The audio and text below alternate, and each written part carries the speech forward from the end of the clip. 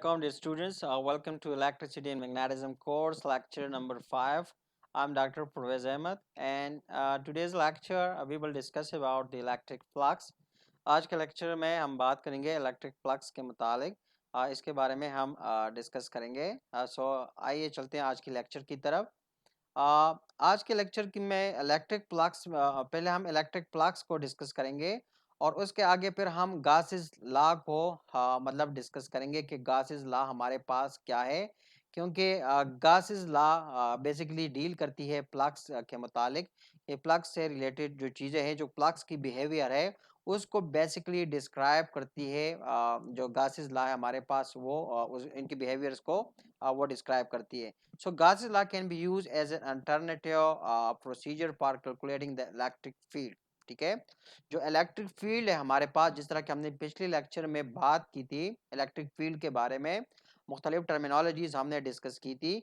सो उसी फील्ड की कैलकुलेशंस के लिए, इलेक्ट्रिक फील्ड की कैलकुलेशंस के लिए हम अल्टरनेटिव के तौर पे गॉसेस लॉ को गॉसेस लॉ को यूज कर सकते हैं। सो गॉसेस लॉ बेसिकली हमारे पास क्या है? Gauss's law is based on the inverse square behaviours of the electric force between point charge. ठीक है, कि हमारे पास पॉइंट चार्जेस है।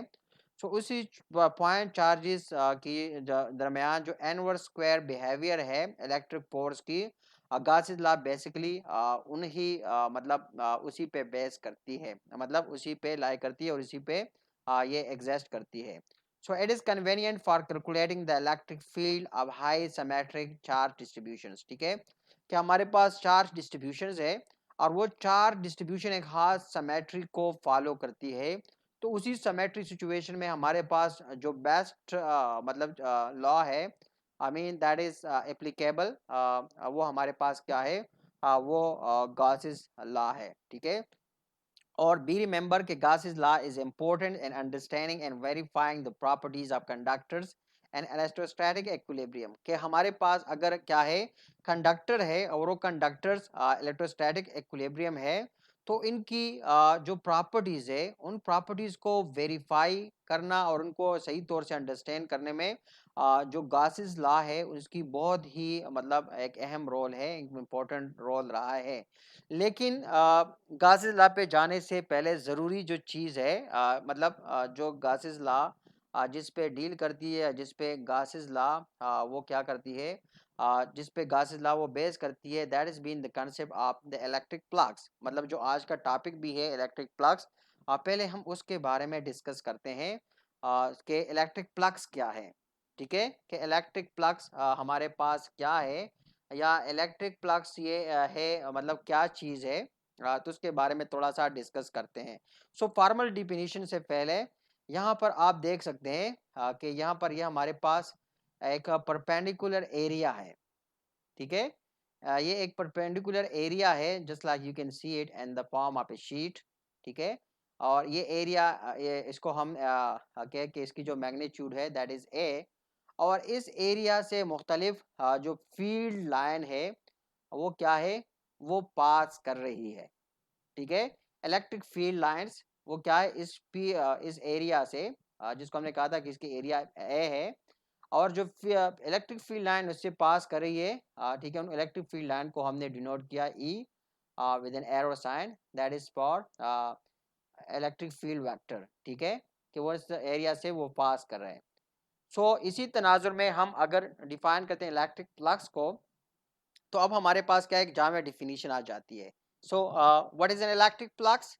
सो an electric flux is the product of the magnitude of the electric field, ठीक है, and the surface area a perpendicular to the field. ठीक है, मतलब ये हमारे पास एक जामिया मतलब डेफिनेशन है इलेक्ट्रिक फ्लक्स की, कि इलेक्ट्रिक फ्लक्स हमारे पास क्या है? इलेक्ट्रिक फ्लक्स हमारे पास प्रोडक्ट है किस चीज़ का? Magnitude of the electric field, के इलेक्ट्रिक फील्ड की जो मैग्नीट्यूड का, ठीक है, और सरफेस एरिया ए का। लेकिन बी रिमेंबर कि surface area should be perpendicular to the field. या मतलब इसके हमारे पास जो दूसरी डेफिनेशन है वो क्या है? आसान अल्फाज में हम कहते हैं कि what is electric flux? Electric flux क्या है? सो हम कहते हैं कि the number of electric lines the number of electric field line passing through an area, ठीक है, कि एक पर्टिकुलर एरिया है, उनमें से कितने इलेक्ट्रिक फील्ड लाइंस वो मूव करते हैं, उसी को हम क्या कहते हैं, उसी को हम इलेक्ट्रिक फ्लक्स कहते हैं। या flux basically mean to flow, ठीक है, फ्लक्स की बेसिकली मीनिंग है फ्लो करना और किसी पर्टिकुलर एरिया से वो फ्लो करना। तो यहाँ पर अगर जो चीज़ फ्लो करती है दैट इज इलेक्ट्रिक फील्ड या इलेक्ट्रिक फील्ड लाइंस, ठीक है, एंड वो जो एरिया है उसी एरिया में से फ्लो करती है, एक पर्टिकुलर एरिया से इलेक्ट्रिक फील्ड लाइंस वो फ्लो करती है या पास करती है। तो फिर उसको हम क्या कहते हैं, उसको हम देते हैं इलेक्ट्रिक फ्लक्स, कि ये हमारे पास इलेक्ट्रिक फ्लक्स है, ठीक है। इलेक्ट्रिक फील्ड लाइन को हम ई से जाहिर करते हैं और एरिया यहाँ पर हमारे पास ए है। सो मैथमेटिकली फ्लक्स को हम डिनोट करते हैं पाई से, ठीक है, with subscript E, E for the electric flux, और ये हमारे पास बराबर है ई ए के, E for the electric field, ठीक है, इलेक्ट्रिक फील्ड लाइन या magnitude of the electric field, and A is for the area, ठीक है। मतलब ये मैग्नीट्यूड या नंबर्स को वो जाहिर करते हैं कि कितने नंबर ऑफ लाइंस वो इस पर्टिकुलर एरिया से वो पास कर रहे हैं, ठीक है। सो इसकी जो यूनिट है हमारे पास, आपको पता है कि मतलब हमारे पास इलेक्ट्रिक फील्ड है, इसकी भी एक पर्टिकुलर यूनिट से एरिया की भी है। सो उन दोनों को कंबाइन करके फिर इसकी सैंपल मैथ्स करके हमारे पास यूनिट निकल आती है मतलब इलेक्ट्रिक फ्लक्स की। सो इलेक्ट्रिक फ्लक्स की यहाँ पर जो यूनिट बनती है that is equal to newton metre square per coulomb. Newton metre square per coulomb हमारे पास क्या है, मतलब ये हमारे पास यूनिट है किसकी, इलेक्ट्रिक फ्लक्स की, ठीक है। अब यहाँ पर हमने एक बात की थी, थोड़ा सा मतलब यहाँ पर थोड़ा सा हमने सैंपल डिफिनीशन की है। अब थोड़ा सा हम यहाँ से इस सैंपल डिफिनीशन से थोड़ी सी कम्प्लेक्सिटी या मुश्किल की तरफ हम यहाँ से जाएंगे। यहाँ पर सैंपल हमने कहा था कि एक एरिया है और इसी एरिया में से इलेक्ट्रिक फील्ड लाइन वो पास कर रहे हैं। तो सैंपल वर्ड में हम इसको क्या, इसको इलेक्ट्रिक फ्लक्स कहते हैं और ये हमारे पास इसकी मैथमेटिकल रिप्रेजेंटेशन है।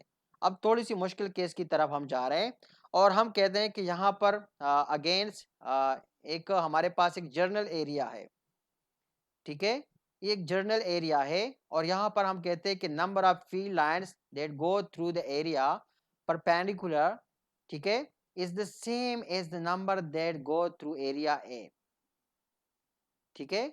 कि यहाँ पर हम कहते हैं कि ये एरिया एरिया मतलब क्या है, कब ये एरिया कंपोनेंट है और ये हमारे पास क्या है, that is been perpendicular, that is an angle what, an angle 90 degree to the area element, ये टू द फील्ड लाइंस, ठीक है। या हम कहते हैं कि एरिया हमारे पास बेसिकली क्या है, मतलब कि एक एरिया है वो परपेंडिकुलर है टू द फील्ड लाइंस, तो उसमें जो फ्लक्स वो मूव कर रही है, ठीक है, उसका बिहेवियर क्या होगा और इसको हम कैसे डिस्क्राइब करेंगे, ठीक है। सो द इलेक्ट्रिक फ्लक्स, ये जो हमारे पास जो कंडीशन बन रही है इस फिगर में जिस तरह आप इसको देख रहे हैं, ठीक है। सो इस पर्टिकुलर कंडीशन में हम कहते हैं कि the electric flux is proportion to the number of electric field lines, ठीक है, पेनिट्रेटिंग सम सरफेस, ठीक है। So the electric flux is proportions to the number of electric field lines penetrating some surfaces, ठीक है। यहाँ पर जो field line इस सरफेस के अंदर वो पेंट्रेट कर रही है, ये क्या है, फ्लक्स इसकी क्या है, फ्लक्स इसकी प्रोपोर्शन है। इसका क्या मतलब है, इसका मतलब ये कि जितने फील्ड लाइन यहाँ पर पेंट्रेट करेगी इस एरिया के अंदर, ठीक है, तो फ्लक्स इतना ही ज्यादा होगा। और अगर इनकी मकदार कम होगी, कम तादाद में ये पेंट्रेट करेगी, तो इसका मतलब होगा कि हमारे पास फ्लक्स जो है वो कम होगा। सो द फील्ड लाइंस में make some angle theta with the perpendicular to the surface. अब परपेंडिकुलर टू द सरफेस को ये जो फील्ड लाइन है ये क्या करेगी, अब वो एंगल बनाएगी, एंगल थीटा बनाएगी, ठीक है। So the field lines may make some angle theta with the perpendicular to the surface, ठीक है, and that you can see it here कि यहाँ पर वो एक फील्ड लाइन जो है वो क्या कर रही है, वो एक एंगल बना रही है, एंगल थीटा, और ये जो एंगल थीटा है that is perpendicular to the surface.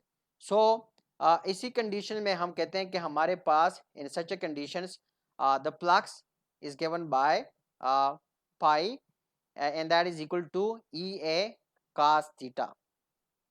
ठीक है, कि फ्लक्स हमारे पास इसी कंडीशन में बराबर है ई ए कास थीटा के। कि मतलब यहाँ पर हम कह रहे हैं कि the major contributions to the flux is from the perpendicular component of the area. ठीक है, कि एरिया का जो परपेंडिकुलर कंपोनेंट है that is to the flow of the flux, वो रिस्पॉन्सिबल है। ठीक है, कि वो कंट्रीब्यूट करती है फ्लक्स को। अब यहाँ पर हमने एंगल को डिफाइन कर दिया और हमने कहा था कि जो परपेंडिकुलर एरिया कंपोनेंट है वो ही फ्लक्स के लिए मतलब यहाँ पर बेसिकली वही फ्लक्स के लिए रिस्पॉन्सिबल है। सो अब यहाँ से आप खुद ही मतलब कैलकुलेशन कर सकते हैं by the help of this definitions कि कब हमारे पास फ्लक्स जो है वो मैक्सिमम होगा और कब हमारे पास जो फ्लक्स है वो मिनिमम होगा। सो मतलब ये वाली जो डेफिनेशन है या ये वाली जो कंडीशंस है, यहाँ से हमारी ये फ्लक्स की एक स्टैंडर्ड डेफिनेशन आ गई। यहाँ से आप खुद ही आगे मतलब एंगल को अगर वेरी करेंगे, so by that you will easily understand कि when the flux will be decreasing and when the flux will be increasing. ठीक है, so electric flux interpreting the equations, कि हमारे पास ये जो इक्वेशंस है जिस तरह हमने बात की थी कि अब ये हमारे पास एक बेसिक इक्वेशन आ गई है। ये एक बेसिक इक्वेशन आ गया, अब इसी इक्वेशंस को हम इंटरप्रेट कर रहे हैं। ठीक है, कि कैसे ये हमारे पास है। जो पहली कंडीशन है वो ये है कि the flux is a maximum when the surface is perpendicular to the field. ठीक है, कि फ्लक्स हमारे पास मैक्सिमम होगा जब ये सरफेस है वो क्या है, वो फील्ड के परपेंडिकुलर है। व्हाट इट मीन दैट कि दोनों की जो एंगल है वो क्या है, कि दोनों की जो एंगल है वो जीरो है। ठीक है, so cos zero is equal to मतलब कास जीरो क्या होगा, कास थीटा जीरो का कास थीटा अगर हमारे पास जीरो होगा, so the flux is zero when the surface is parallel to the field. Sorry, यहाँ पर थोड़ी सी कंफ्यूजन है, आप लोग कंफ्यूजन हो गए कि फ्लक्स हमारे पास क्या होगा। यहाँ पर इसी इक्वेशन पे आप देखें कि flux is equal to E A cos theta. ठीक है, अब cos थीटा की वैल्यू कब मैक्सिमम होगी, कि जब cos थीटा यहाँ पर angle theta is equal to zero. कि मतलब अगर एंगल जीरो है, ठीक है, व्हेन थीटा इज जीरो, तो यहाँ पर क्या होगा, cos theta zero is equal to one. cos theta जो जीरो है वो हमारे पास क्या है, वो वन के बराबर है। ठीक है, सो अगर एंगल थीटा हमारे पास क्या है, एंगल थीटा हमारे पास जीरो होगा, so in such a condition we say that the flux will be maximum. So ये हमारे पास कौन सी कंडीशन है, जब हम इक्वेशन को इंटरप्रेट करते हैं तो हम कहते हैं the flux is maximum when the surface is perpendicular to the field. कि जब जो हमारे पास सरफेस है वो बिल्कुल फील्ड के परपेंडिकुलर है। और ये कब परपेंडिकुलर होगा, जब एंगल थीटा जो है वो जीरो के बराबर होगी। जब एंगल थीटा जीरो के बराबर होगी तो हम कहते हैं कि इसी कंडीशन में जो सरफेस है that will be perpendicular to the field, और इसी कंडीशन में हमारे पास फ्लक्स मैक्सिमम होगी। दूसरी कंडीशन हमारे पास है कि the flux is zero when the surface is parallel to the field. कि जब ये जो सरफेस है फील्ड के बिल्कुल पैरेलल हो जाएगी, तो इस कंडीशन में कोई भी फील्ड लाइन उस एरिया से पास नहीं करेगी। और ये हमारे पास वो कंडीशन है जब हम कहते हैं कि theta is equal to 90 degree. कि जब हम थीटा 90 के बराबर आ जाती है, so when theta is equal to 90 degree, so cos 90 equal to zero, so flux is equal to zero. Flux हमारे पास फिर क्या होगा, फ्लक्स मिनिमम होगा या जीरो होगा। So if the field varies over the surface, कि अगर फील्ड वेरी करती है सरफेस के साथ ही, तो फिर हमारे पास जो रिलेशन है pi is equal to E A cos theta is valid only for a small element of the area. ठीक है, तो उसमें ये जो इक्वेशन है ये वैलिड करती है एरिया के स्मॉल एलिमेंट्स के लिए। मतलब अगर हम कहते हैं कि flux will be between maximum and minimum, तो यहाँ पर फिर एंगल थीटा पे डिपेंड करता है कि जो ही एंगल थीटा वेरी करती है तो उसी के साथ साथ फ्लक्स वेरी करती है। मतलब हमने दो एक्सट्रीम पॉइंट बता दिए कि किस पे मैक्सिमम होगा और किन पे मिनिमम होगा। 90 पे मिनिमम है, जीरो है, और जीरो पे मैक्सिमम है। सो इन बिटवीन जो वैल्यूज है आप देखते हैं कि मतलब इस पे क्या होगा, कि मतलब हम जीरो की तरफ जाएंगे so flux will be increasing, अगर हम 90 की तरफ आएंगे so flux will be what, flux will be decreasing. So general जो हमारे पास जो इलेक्ट्रिक फ्लक्स है, सो द इलेक्ट्रिक हम जर्नल डिस्कशन इसके बारे में करते हैं कि in more general case look at a small area element that you can see it here कि यहाँ पर हमारे पास क्या है, एक जर्नल एग्जांपल या जर्नल डिस्कशन के लिए हमारे पास एक स्मॉलर एरिया एलिमेंट है that we have considered this bigger area, and this smaller area we have denoted by delta ए।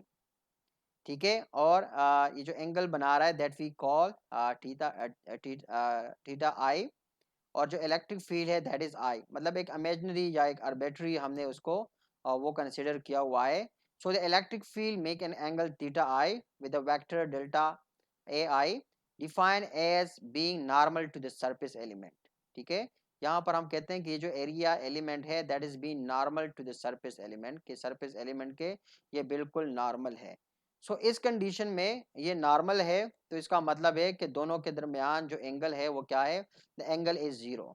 सो जो प्लक्स होगा, मतलब इस स्मॉलर सरफेस एलिमेंट के लिए हमारे पास जो प्लक्स होगा that we can write is delta phi E is equal to E I delta A I cos theta I, ये हमारे पास प्लक्स है।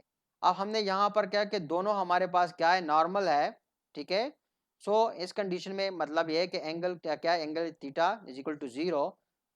ठीक है, या नॉर्मल है तो मतलब जर्नल डिफिनीशन के मुताबिक हमारे पास क्या है कि flux is basically the dot product of the electric field and the vector area a. ठीक है, कि उन दोनों के डॉट प्रोडक्ट के बराबर है। ठीक है, सो आगे हम फिर डिस्कस करते हैं कि मतलब ये हमारे पास जनरल फॉर्म है। अगर मतलब यहाँ पर हम स्पेशल केस नहीं डील कर रहे, जनरल फॉर्म में हम कहते हैं कि फ्लक्स इसके बराबर है। मतलब ये यहाँ पर हमने सिंगल एलिमेंट, ये हमारे पास होल सरफेस एरिया है, इसका हमने सिर्फ एक स्मॉलर एलिमेंट कंसीडर किया हुआ है। ठीक है, जहाँ पर हम कहते हैं कि प्लक्स यूनिफॉर्म है, ये फील्ड लाइन इधर से क्रॉस करी, ये हमारे पास एंगल है, तो ये हमारे पास जनरल डिफिनीशन बन रही है प्लक्स के लिए। ठीक है, अगर हम मतलब पूरे के पूरे सरफेस को कंसिडर करते हैं, ठीक है, या इस स्मॉलर एरिया के लिए, तो हमारे पास ये जो इक्वेशंस है, ये वाली जो इक्वेशन है it will become like this के flux is equal to limit delta A tend to zero summations E I dot delta A. ठीक है, या इस इक्वेशन को हम लिखते हैं, अगर पूरी की पूरी सरफेस को हम ले रहे हैं, ठीक है, पूरी की पूरी सरफेस के लिए हमारे पास जो फ्लक्स है that is equal to surface integral E dot d A. ठीक है, मतलब जो डेल्टा है that will be I mean converted into differential that is d A, और जो समेशन है that will change to the integrals. ठीक है, या इन सिंपल वर्ड हम कहते हैं कि the surface integrals means the integral must be evaluated over the surface and the questions. ठीक है, आई थिंक आप लोगों ने मैथ्स पढ़ा है, सो आप लोगों को इसका पता होगा कि how and when we can convert summations into the integrals. So the surface integral means the integral must be evaluated over the surface and the questions, जिस तरह के हमारे पास है। So in general the value of the flux will depend both on the field patterns and on the surface. ठीक है, generally हम अगर बात करें तो जनरल बात हमारे दोनों पे, फील्ड के पैटर्न पे भी डिपेंड करता है और सरफेस पे भी डिपेंड करता है कि फील्ड की मतलब पैटर्न क्या है और जो सरफेस है वो कैसी है। ठीक है, वो किस कंडीशन में है, तो दोनों पे ये डिपेंडेंट है। ठीक है, अगर हमारे पास क्लोज सरफेस है just like you can see it here in this particular figure. ठीक है, हमारे पास ये क्लोज सरफेस है और यहाँ पर आप देख सकते हैं कि फील्ड लाइंस उसमें से पास कर रही है। यहाँ पर हमने तीन सरफेसेस को लिया हुआ है, that is one, the one you can see it here, then the second one you can see it here, and then the third one you can see it here. अब जो फर्स्ट है यहाँ पर हम करते हैं कि assume we have a closed surface। ठीक है, एक closed surface इसको हमने लिया हुआ है। so the vector delta a I point in different directions।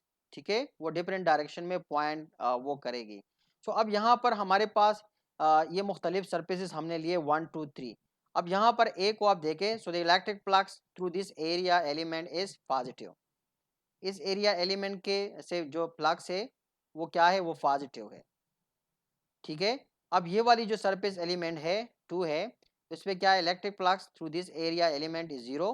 वो जीरो है। वो क्यों जीरो है? यहाँ पर हम कहते हैं पॉजिटिव है, तो पॉजिटिव का मतलब है कि हाँ, मतलब दोनों के बीच जो एंगल है वो क्या है, वो एंगल हमारे पास जो एंगल थीटा है वो क्या है, उसकी बिहेवियर के मुताबिक हम इसको मतलब इसको प्रेडिक्ट करते हैं कि मतलब किस कंडीशन में ये पॉजिटिव होगी और किस कंडीशन में ये नेगेटिव होगी। ठीक है, अब ये वाली जो कंडीशंस है ये आगे इसमें फिर हम बात करेंगे इस पे। अच्छा, ये वाली जो कंडीशन यहाँ पर हम कहते हैं कि प्लक्स हमारे पास, मतलब ये वाली जो सिचुएशन है यहाँ पर हम कहते हैं कि प्लक्स जीरो, क्योंकि ये वाले एरिया आप देखें तो इसी में यहाँ पर हम देख सकते हैं कि ये बिल्कुल क्या है, बिल्कुल पैरेलल है। मतलब यहाँ पर हम देखते हैं कि जो एंगल है बिटवीन दिस सरफेस और जो फील्ड लाइन है वो बिल्कुल वो 90 के बराबर है। तो यहाँ पर क्या होगा, द प्लक्स इज जीरो। ये जो सिचुएशन है यहाँ पर the electric flux through the area element is negative. यहाँ पर भी हमारे पास नेगेटिव, यहाँ पर पॉजिटिव, यहाँ पर नेगेटिव है। So at each point they are perpendicular to the surface. ठीक है, ईच पॉइंट यहाँ पर परपेंडिकुलर है to the surface, so by convention they point outwards. ठीक है, मतलब यहाँ पर हमने इज्यूम के एक सरफेस को, एक क्लोज सरफेस को हमने इज्यूम किया हुआ है the vector delta A point in different directions.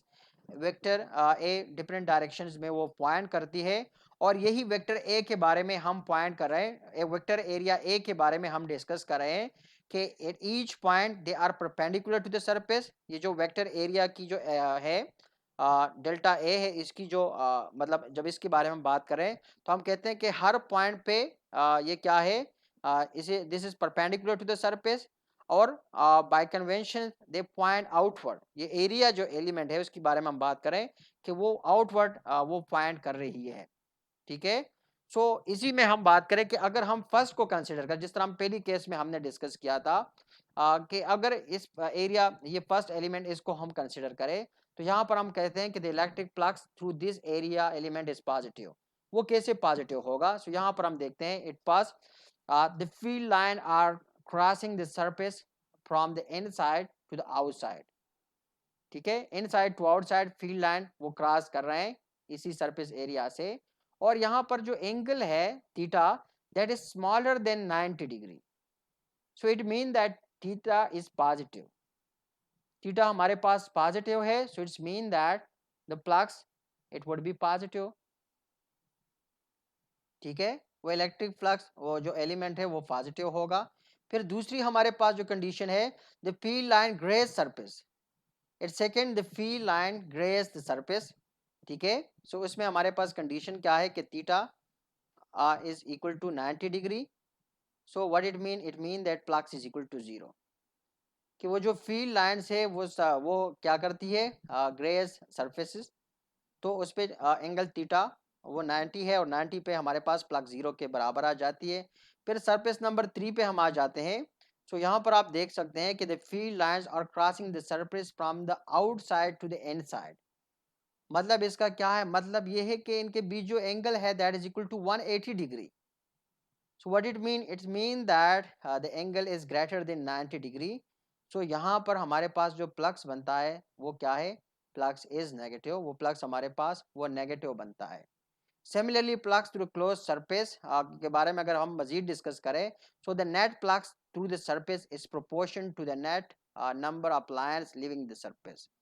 ठीक है, कि जो नेट प्लक्स है वो किसी भी सरफेस से, अगर हम बात करते हैं कि नेट प्लक्स हमारे पास कोई सरफेस है तो उसमें से हम कहते हैं is proportion to net number of lines leaving the surface, कि जितने नंबर ऑफ लाइंस सरफेस को लिव करते हैं वो उसी के प्रोपोर्शंस है। ठीक है, so what it mean that ये जो हमारे पास जो नेट नंबर ऑफ लाइन है ये basically number of lines leaving the surface minus the number entering the surface.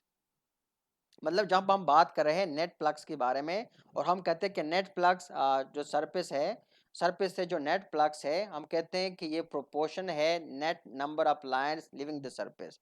तो इसी के बारे में फिर हम बात करते हैं कि ये जो नेट नंबर है, this net number of lines is the number of lines leaving the surface minus the number entering the surface. मतलब ये इसी चीज को हम आगे एक्सप्लेन कर रहे हैं। ठीक है, so if En is the component of the fields perpendicular to the surface then उसी कंडीशन में फिर हमारे पास क्या होगा, the electric flux will be given by integral E dot d A. ठीक है, फिर उसी कंडीशन में हम कहते हैं कि हमारे पास क्या है, अगर वो परपेंडिकुलर है तो फिर हमारे पास क्या है, this relation will become integral E N d A. Similarly मतलब यहाँ पर ये जो हमारे पास है, this integral is over a close surface, यहाँ पर हमने जो ये साइन लगाया है, मतलब यहाँ पर थोड़ा सा ये एक दायरे में होना चाहिए था, but due to lack in expertise in the PowerPoint यहाँ पर हमने वो एक स्क्वायर लगाया हुआ है, but you should take that for I mean जो क्लोज इंटीग्रल हम लेते हैं आपको इसको इसके लिए कंसिडर करना चाहिए। मतलब ये जो थोड़ी बहुत डिफिशियंसी है, that is because of the expertise, lack of expertise by utilizing the PowerPoint। ठीक है, सो इसका मतलब है कि the integral is over a closed surface। ठीक है, सिमिलरली अगर आपके पास प्लग्स है और ये आप इसका एग्जांपल लेना चाहते हैं क्यूब का, तो उसी में भी आप ये जो पहले वाले जो प्रिंसिपल हमने डिस्क्राइब किए, you can apply that to a cube as well. ठीक है, अब यहाँ पर आप देख सकते हैं कि यहाँ पर क्यूब में भी हमारे पास मुख्तलिफ स्मॉल सरफेस एरिया हमने कंसिडर किए हुए हैं। ठीक है, और इसमें हमने फील्ड के डायरेक्शन को स्पेसिफाई किया है कि फील्ड लाइन वो एक पर्टिकुलर डायरेक्शन में इस क्यूब से पास कर रही है। So the field line passing through two surface, ठीक है, through two surfaces perpendicularly and are parallel to the other four surfaces, कि यहाँ पर फील्ड लाइन इस क्यूब में से पास कर रही है और ये जो फील्ड लाइन है ये टू सरफेसेस के परपेंडिकुलर है और जो बाकी फोर सरफेसेस है उसके पैरेलल है। मतलब क्यूब के आपको पता है कि क्यूब के 6 सरफेसेस है, मतलब 6 फेसेस है उनके, तो 2 के ये परपेंडिकुलर है और 6 के ये क्या है, 6 के ये पैरेलल है। ठीक है, सो फॉर फेस 1 हमारे पास जो इलेक्ट्रिक फील्ड होगा that is equal to minus E L square. ठीक है, so for the phase 2 electric field is equal to EL square। for the other sides जो electric field है, बाकी जो जितने भी sides है उनके लिए हमारे पास जो electric field है उनके लिए electric field 0 है। so therefore जो total field हमारे पास है that is equal to 0, क्योंकि दो फेसेस के लिए हम कहते हैं कि हमारे पास फील्ड है, एक के लिए पॉजिटिव है दूसरे के लिए नेगेटिव है और बाकी सारों के लिए हमारे पास 0 है। तो पॉजिटिव नेगेटिव टोटल को आप एड अप करते हो, सो टोटल फील्ड हमारे पास वो 0 के बराबर है और इस तरह प्लस भी कैलकुलेट करोगे, सो प्लस टोटल फील्ड 0 है तो total flux will also be 0। So that's all we have for this lecture. Thanks for watching, see you in next lecture very soon, till then bye bye.